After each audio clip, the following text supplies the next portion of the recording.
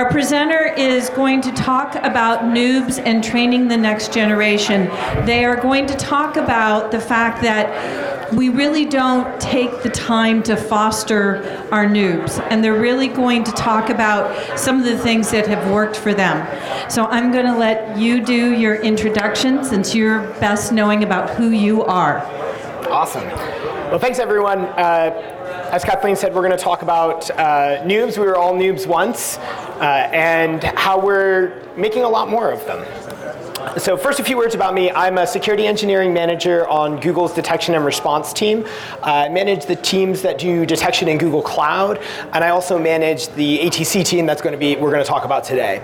I use they, them pronouns. I write for Quora, so you should follow me there. I write about security and management and big tech. I love everything in the outdoors, especially physical activity, and I also brew my own beer. So Sarah Young's talk, if any of y'all saw her talk yesterday, got into this problem in depth. Every company wants to hire like senior security engineers with 10 years of experience, and many fewer companies want to hire entry-level security engineers with no experience. And that creates an obvious gap. And we don't have a giant set of feeder programs the way the software engineering folks do. There are a few formal programs, Carnegie Mellon's well known, but there isn't nearly the same quantity of programs. So what winds up happening is folks go through AA programs, certifications, but not nearly the same amount of training as a software engineer. And then they wind up in jobs like Tier 1 SOC analyst, which is a fine job, but it's not as good at training people as we'd like to see, and people wind up staying in those jobs for a while and really having to make their own education and talk their way into things. And that's not really the best way to build a pipeline for the industry. So our attempt to solve that problem is by creating a pipeline. And right now our pipeline has two components. We have ITRP, security engineer, career path. We'll talk about both of these in depth. That's really intended to be an introduction to the security field. It's not a job in security. And we have a team called Automation, Triage, and Compliance, which is your first job in security. So ITRP, IT Residency Program, is a Google-wide program. It's been around for a while. It's not specific to security in any way. Folks in the program are hired on a 26-month fixed-term full-time contract. And what that means is they have all the rights and privileges of a full-time employee, but they have a scheduled end date. And if they don't find another job by that end date, they're unemployed. To get into the ITRP, you only need to have sort of general IT skills. You need to have a good set of skills, but it's supposed to be the foundation on which you can build your career. It's not supposed to be the skills that will be your career. And we look for lots of signs of promise, folks who have shown advancement in previous jobs, good GPAs, things like that. The ITRP requires no coding and it requires no security. So we consider folks in this program to sort of be raw material on which we can build. The core job of the ITRP is to run our help desks. Makes for great tech support. Actually, someone who's a great performer on one of my other teams started off in help desk and helped me fix my computer like 3 years ago. She's also captaining one of the blue teams in the CTF. And then they do a 3-month rotation with an engineering team that's supposed to help them learn about what that team does. On top of that, they're not expected to work a full 40 hours. We set aside a few hours a week for them to dedicate to learning. And we latched on to that by developing a security engineer career path. And the path has a few different components. We put together a curriculum for them to study that covers sort of security fundamentals, CIA, risk, impact, and likelihood, what is encryption, asymmetric versus symmetric, TLS, when you use it, detection, what it is, and all these basic concepts at sort of the definition level. And we also suggested that they go through some computer science courses, Stanford's intro courses online, and we recommend that. Few people actually do that. Most people just jump right in and start coding. The real meat of this is the mentorship. So we find senior mentors with about 5 to 10 years of experience, and we pair them with about 5 mentees each. They have one-on-one meetings monthly, and they have group meetings every week. And we find that this is where a lot of the learning happens because folks show up with lots of questions, things they've read in the news, projects that they've taken on their own time. And the mentors are able to help them understand what's going on and work through it. And the one-on-one meetings can be used to tailor specifically for their needs, and often that winds up channeling them towards interviews. So whatever it is that they need to work on to pass our interview bar, whether it's coding, security knowledge, applying knowledge, that gets focused on in those one-on-one meetings. We also are able to have some folks do rotations with various security teams. I see one of my former rotators in the audience today. Hi, Mario. Not everyone's able to do that, but it's not a requisite to learn the necessary knowledge. So far, we have had 9 people graduate from the program, and we have 19 currently in the program. About half of the people who start the program drop out, and that's okay, that's understood. Some people are just not gonna like security, they're not gonna be good at it, they're gonna find some other field they like better, or they're gonna have some personal issue that requires them to drop out. That's part of this. This is an intro, not a job. Of the 9 that graduated, we've hired 6, which is actually much better than we were expecting. So if you think about it, the mentors are spending about 9 hours a month on mentorship, and we're getting hires out of this program. That's like way, way, way, way, way cheaper than recruiting these people from outside. So then I'll talk about the ATC team, which is your first job in security. ATC stands for Automation, Triage, and Compliance. To be totally honest, it's a backronym. We had another name before, and we didn't want to change the acronym and have to like rename all our file shares and accounts. So we came up with some words that fit it. The ATC team operates high volume, low to moderate complexity workflow. So basically, if you can define it in playbook form, we take it on and run it. And we have about 30 of these right now. And we look for things that are below the skill level of a senior engineer, that are not motivating to senior engineers, that do not help them learn and grow and achieve their career goals. And we move that work to folks for whom it is motivating. It does help them learn and grow and achieve their career goals. So it's a win for both parties. We're also able to invest really heavily in automation, which I'll talk about. And as a result of that, we're actually more efficient, even in an absolute sense, at executing these workflows than the senior engineers are. In other words, we're doing it better than they were doing it. And the most important thing is we target hiring for this team at folks with less than 1 year in industry. We hire for what's formerly called security engineer level 2. It's the lowest level on our job ladder. And previously we looked for 3 years of experience for our entry level positions, which is frankly kind of ridiculous, so we're not doing that anymore. So some examples of things the team works on. If you want to punch a hole through a firewall, we review and decide if that's appropriate. We use binary whitelisting. If you want to disable that on your workstation, we review whether that's appropriate. If you lose your phone, if you check PII into source control, we handle those things. And probably the most complex one that we handle is vendor assessments. A lot of companies, a very high skill team does the vendor assessments process. But what we found is that a great deal of the process can be reduced to a playbook, a set of conditions. You must do these things and you must not do these things, and those are just hard lines. And a relatively junior engineer can understand those lines and understand whether those conditions are being met or not. And then there's a gray area in the middle where they can make security judgments. And if they reach a place where they don't know an answer, they can escalate, and we'll talk about that. So this is what we look for when we take on a process, and if you're looking to replicate this in your company, these are the things that you're going to want to look for. Number one, is it worth transferring? Do you do that often enough to make it worth the effort? Number two, we're not a 24/7 team. We need some time for folks to be able to learn, if they don't know the answer, to go find that answer. So we don't do tight SLOs. In practice, we actually achieve a higher SLO than we commit to, but you wouldn't want to commit to a higher SLO. Your processes need to tolerate errors. The whole reason why companies look for people with 10 years experience is they want to be perfect every time, but you don't actually always need that. If we make an error and grant a binary whitelisting exception to a machine that really shouldn't have gotten one, the odds that that particular machine will be attacked by an attack that could have been prevented by binary whitelisting are relatively low. So you combine a low probability but non-zero of errors with a low probability of an attack that affects that security control, and we can get away with a few things. Obviously you have to keep your error rate low, and there will always be an error rate even by senior engineers, but you need a process that you don't need perfection on. So like vulnerability response is probably not a good candidate for this. The process needs to involve some amount of security judgment. People won't learn if they're just being asked to bring the server back up. We're not an SRE team, we're not a help desk. There needs to be an element of security judgment. On the other hand, the security judgment can't require too deep or expert skills, because that's not what we are, that's not what we do. But what it can have is places where expert judgment is required, because if we can identify where we need a deep expert, we can escalate. And it turns out that a lot of these processes that are run by senior engineers really don't need judgment 95% of the time, 90% of the time. And so we can have folks who are new to the industry handle the 90% case and escalate the 10%, and everyone is happy.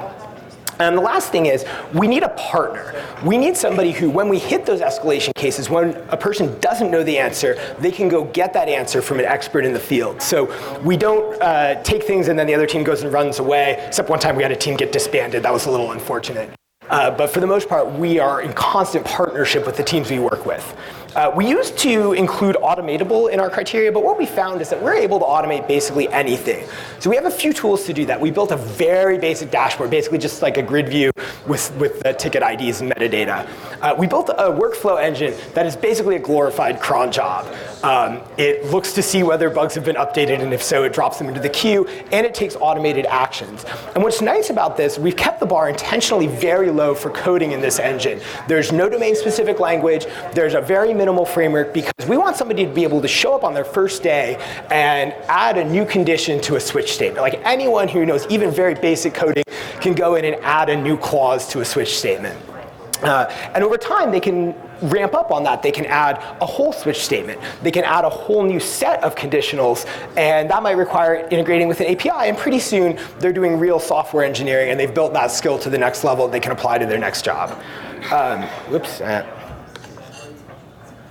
The other thing that we do that's really helpful, oftentimes when you try to automate things, you find that you don't have the data you need to make decisions. So we push those things upstream, and because we're both the operators and the engineers, the same person who's getting annoyed by having to ask the same question over and over can go into the questionnaire and the code for that and add the question to the questionnaire.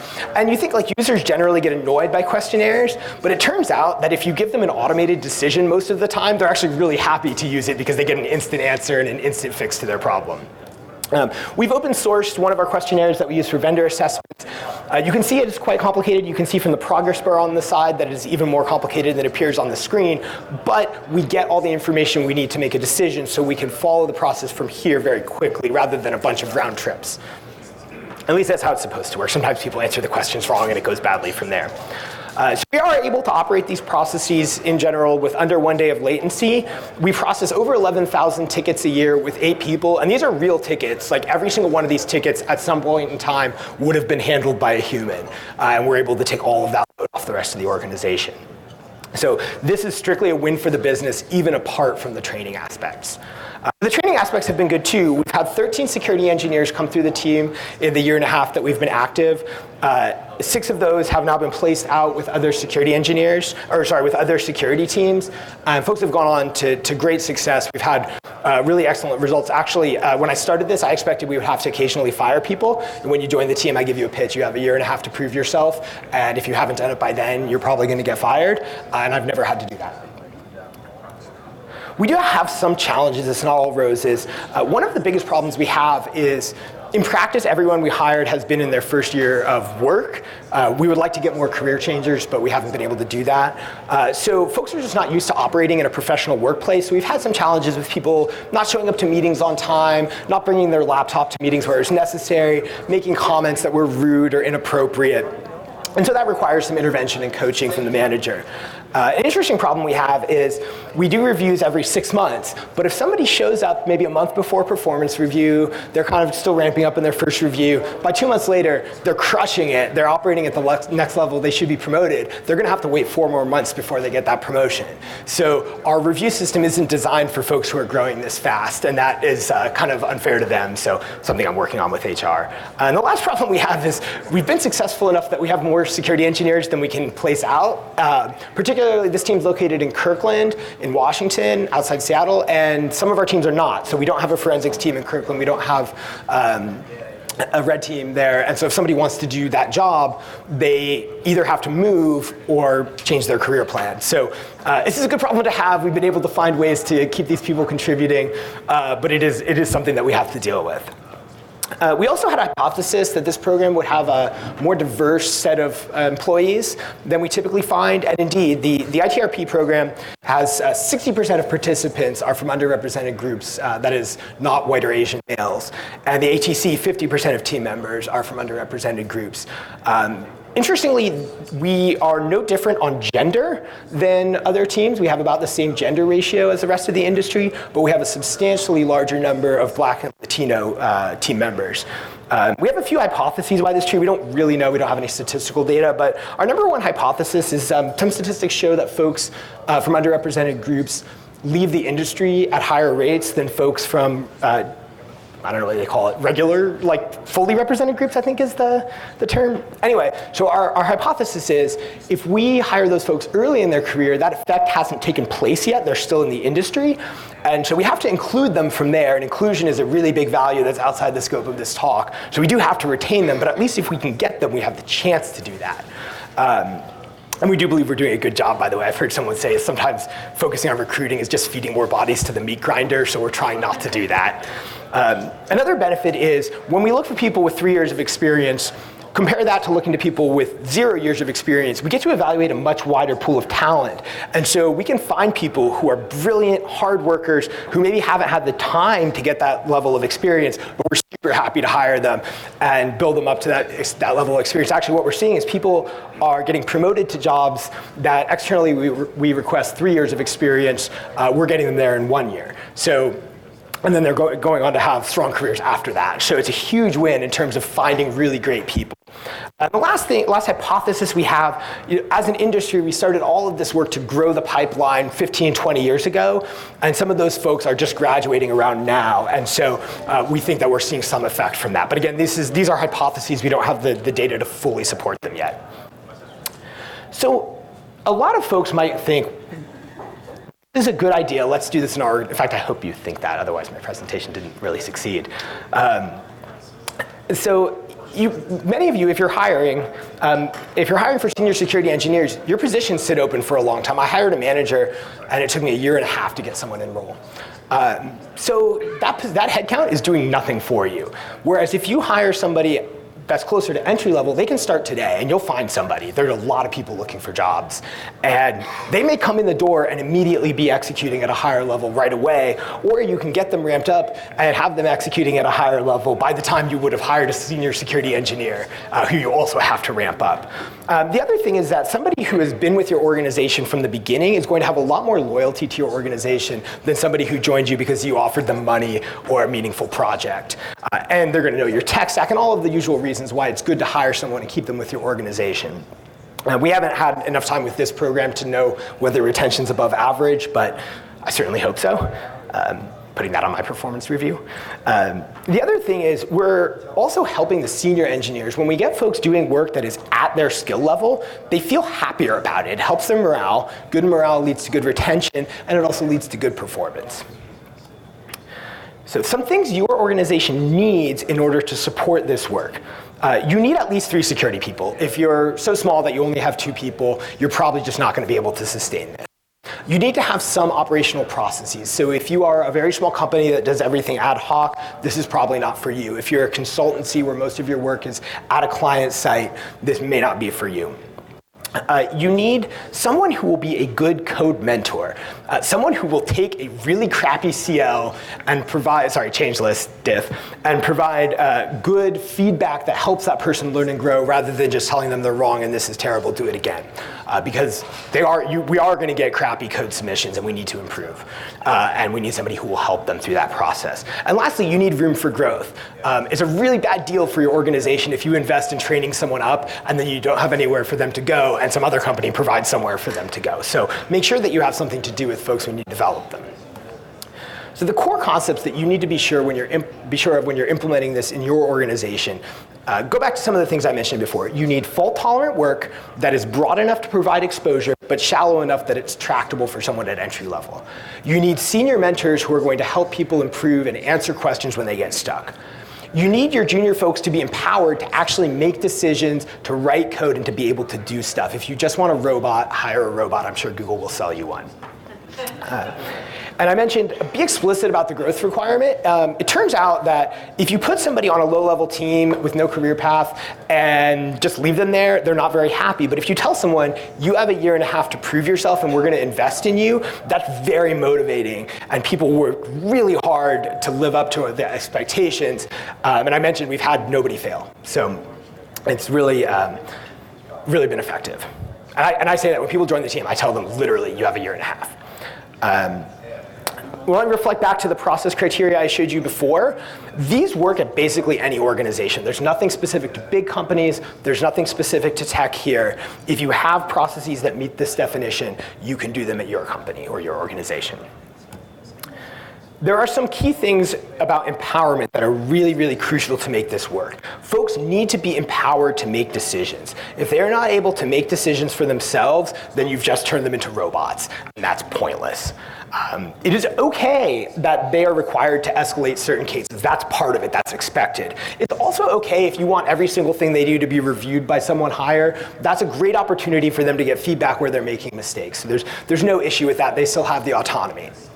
In fact, a funny thing is managers always struggle to give feedback, but one of the most common complaints is that I don't get actionable feedback. So having a review step where people can provide feedback is actually really valuable to the person and very much appreciated.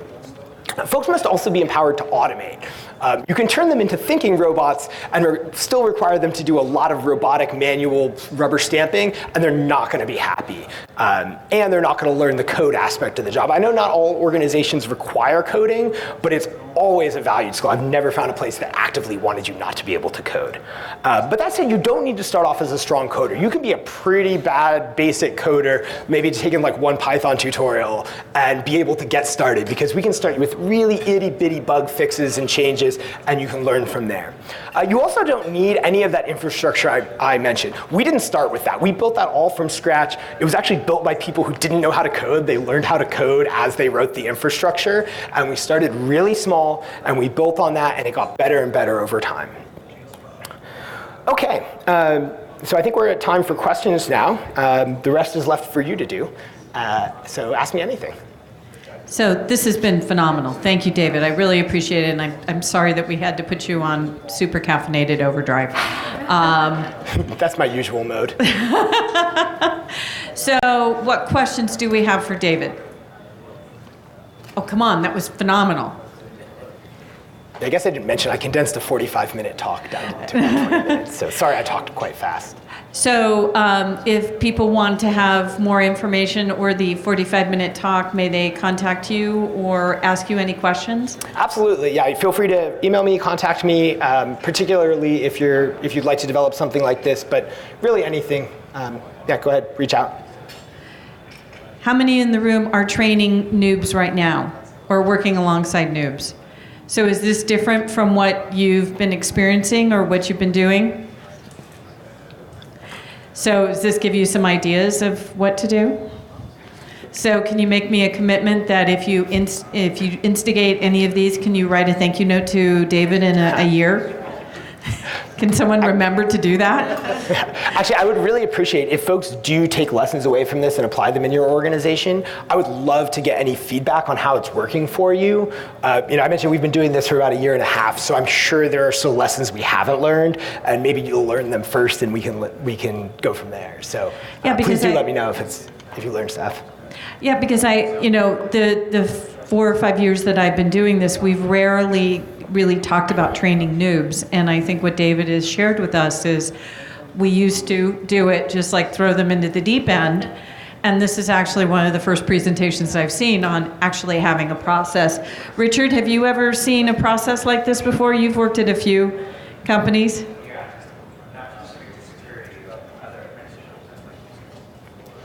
So apprenticeships, yes, but this is a great training program. Well, let's give David a round of applause. This was wonderful.